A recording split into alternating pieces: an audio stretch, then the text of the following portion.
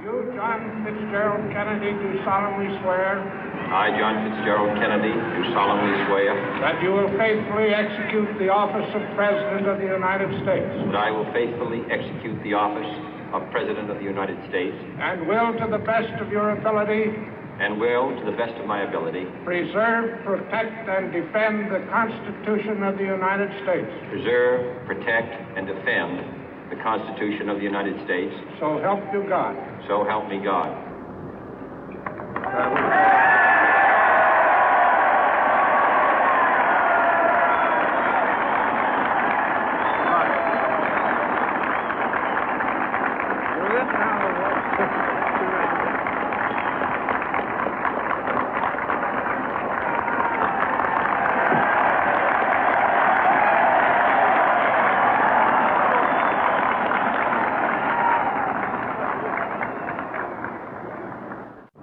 Vice President Johnson, Mr. Speaker, Mr. Chief Justice, President Eisenhower, Vice President Nixon, President Truman, Reverend clergy, fellow citizens.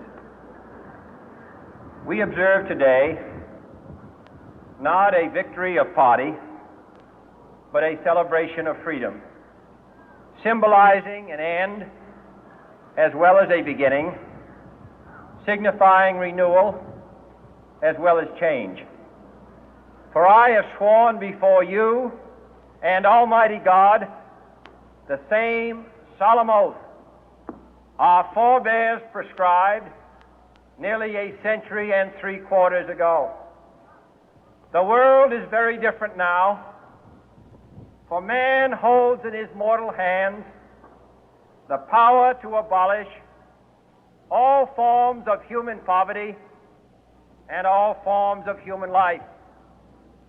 And yet the same revolutionary beliefs for which our forebears fought are still at issue around the globe. The belief that the rights of man come not from the generosity of the state, but from the hand of God. We dare not forget today that we are the heirs of that first revolution. Let the word go forth from this time and place to friend and foe alike that the torch has been passed to a new generation of Americans born in this century, tempered by war, disciplined by a hard and bitter peace, proud of our ancient heritage, and unwilling to witness or permit the slow undoing of those human rights to which this nation has always been committed and to which we are committed today at home and around the world.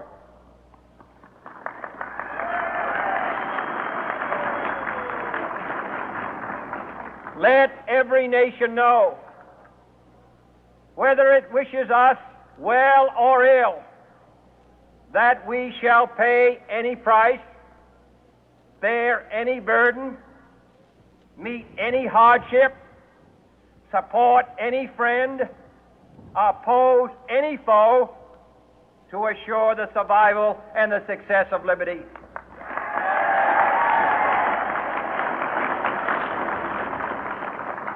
This much we pledge and more. To those old allies whose cultural and spiritual origins we share, we pledge the loyalty of faithful friends. United, there is little we cannot do in a host of cooperative ventures. Divided, there is little we can do, for we dare not meet a powerful challenge at odds and split asunder.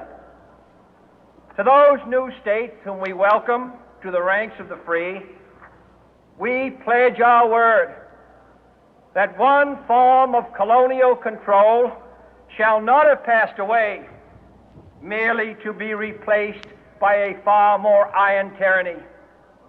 We shall not always expect to find them supporting our view, but we shall always hope to find them strongly supporting their own freedom, and to remember that in the past, those who foolishly sought power by riding the back of the tiger ended up inside.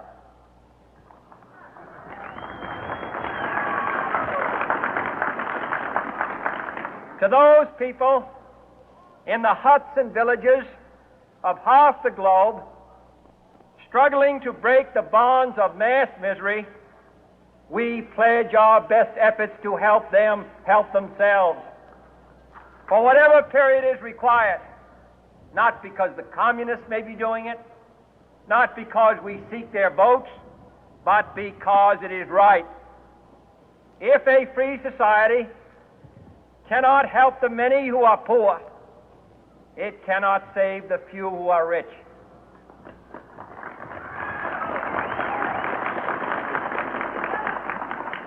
To our sister republics south of our border, we offer a special pledge to convert our good words into good deeds, in a new alliance for progress, to assist free men and free governments in casting off the chains of poverty. But this peaceful revolution of hope cannot become the prey of hostile powers. Let all our neighbors know that we shall join with them to oppose aggression or subversion anywhere in the Americas. And let every other power know that this hemisphere intends to remain the master of its own house.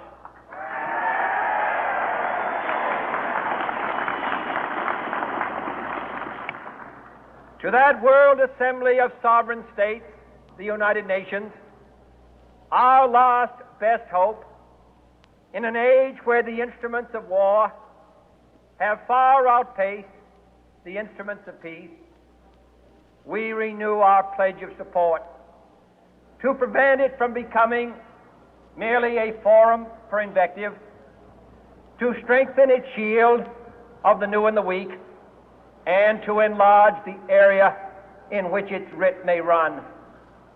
Finally, to those nations who would make themselves our adversary, we offer not a pledge, but a request that both sides begin anew the quest for peace. Before the dark powers of destruction, unleashed by science, engulf all humanity in planned or accidental self-destruction, we dare not tempt them with weakness, for only when our arms are sufficient beyond doubt can we be certain beyond doubt that they will never be employed. But neither can two great and powerful groups of nations take comfort from our present course, both sides overburdened by the cost of modern weapons, both rightly alarmed by the steady spread of the deadly atom, yet both racing to alter that uncertain balance of terror that stays the hand of mankind's final war. So let us begin anew, remembering on both sides that civility is not a sign of weakness, and sincerity is always subject to proof. Let us never negotiate out of fear, but let us never fear to negotiate.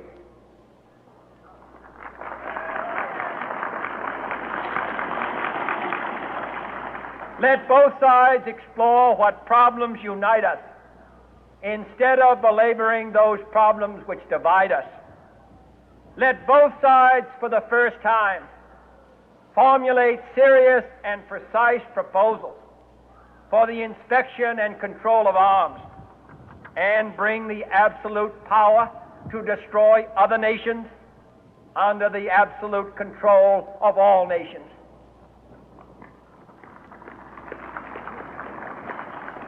Let both sides seek to invoke the wonders of science instead of its terrors. Together, let us explore the stars, conquer the deserts, eradicate disease, tap the ocean depth, and encourage the arts and commerce. Let both sides unite to heed in all corners of the earth the command of Isaiah to undo the heavy burden and let the oppressed go free. And if a beachhead of cooperation may push back the jungle of suspicion, let both sides join in creating a new endeavor, not a new balance of power, but a new world of law, where the strong are just and the weak secure and the peace preserved. All this will not be finished in the first 100 days, nor will it be finished in the first 1,000 days, nor in the life of this administration, nor even perhaps in our lifetime on this planet. But let us begin.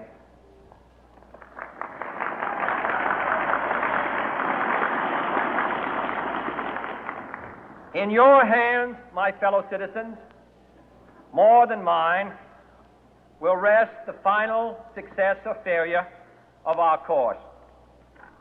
Since this country was founded, each generation of Americans has been summoned to give testimony to its national loyalty.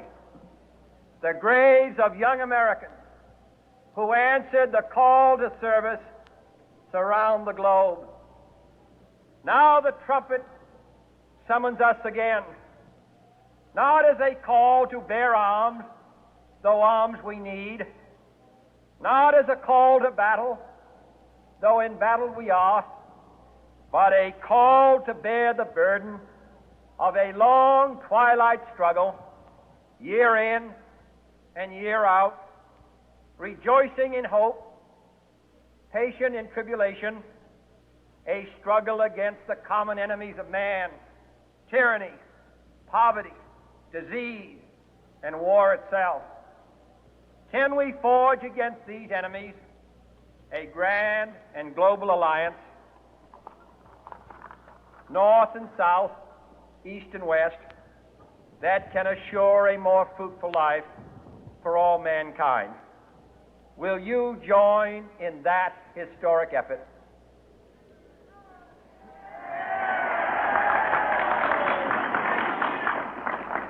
In the long history of the world, only a few generations have been granted the role of defending freedom in its hour of maximum danger.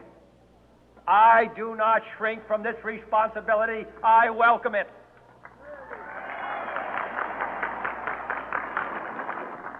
I do not believe that any of us would exchange places with any other people or any other generation.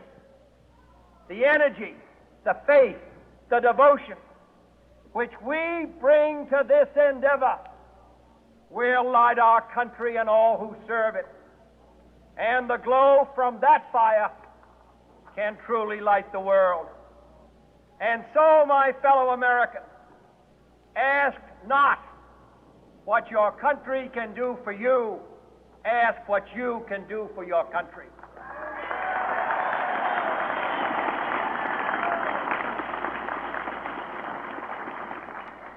My fellow citizens of the world, ask not what America will do for you, but what together we can do for the freedom of man.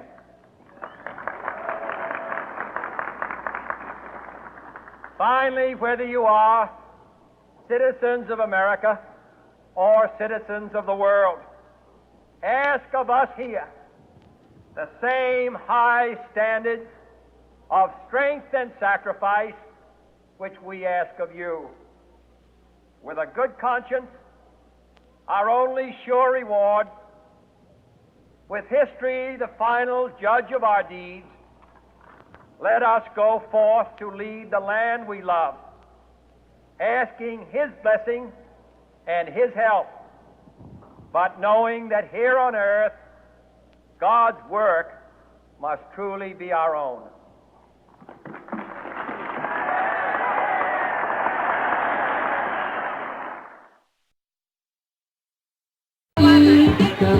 ada mewarnai dia adalah beda warna balon ada kemarin ya ya satu saya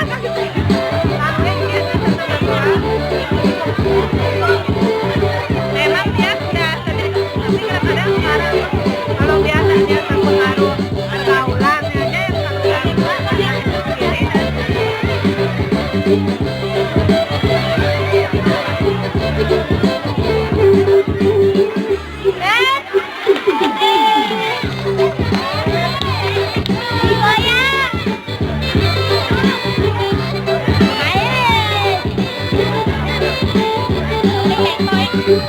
dan